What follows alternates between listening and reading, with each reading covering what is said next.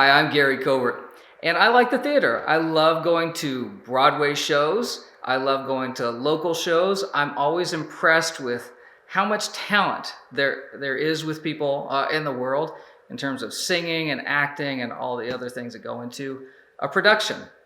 What I don't love is something called success theater. So, what is success theater? Success theater is acting as if things are better than what they really are. It's a little bit of puffery. You might see it in terms of resumes. People might write a resume and make themselves look a little bit bigger or better than what they really are, or exaggerate their accomplishments. Success theater. You can see it in the news. WeWork, the collaborative workspace company, they came under a little criticism for success theater prior to their IPO.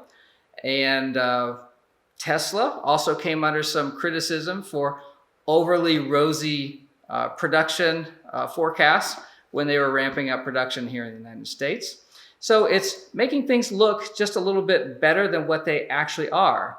It's not fraud, not like Wells Fargo or Enron were accused of. I mean, that's a totally different thing. But it's just making things look better than what they really are. And we can see that in terms of organizations all the time. And to some extent, it's innocuous. It's not a big deal. You might see companies talking about a merger or an acquisition went really, really great when it's been a pretty bumpy ride. You might see organizations talking about a great new hire, a strategic hire that's, oh, they're just working out wonderfully. And maybe not as much as they had hoped. Or maybe they rolled out some sort of big strategic project and it had some bumps along the way. So that's fine. It's okay to kind of look at the bright side of things. But if it's ignoring the reality, if there's really more sizzle than there is steak, then we've got a serious issue.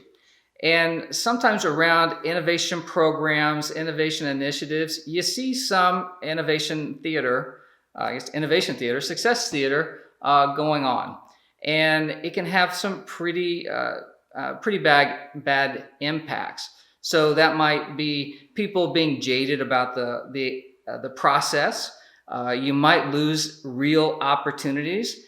And probably the bigger picture is you actually lose real capacity to do real innovation.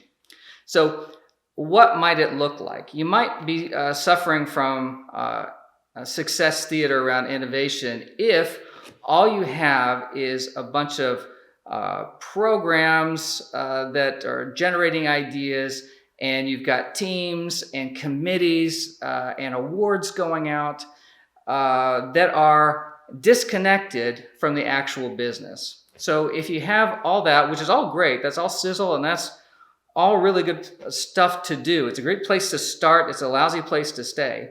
If you're doing all those sorts of things, and if you go to your operations people and you go to your P&L leaders, your division leaders, and say, what are you actually implementing from all this activity? And if you get a blank stare, or if they don't know what you're actually doing, or worse, if they don't really care, if they think it's an HR program, or if they think it's an engagement program, then let's be honest, that is success theater, and we're missing out on some really big opportunities. So, how do you fix it? Well, you connect that divide. That's one. You want to make sure that what is actually going on has business impact. I had one example where I saw a company, very big company, they had a big initiative and a contest, and the number one idea in this whole company, which was touted and the person got big accolades for, was never implemented. Never implemented. The number two idea, it got great big awards, lots of accolades, good for that person, never implemented.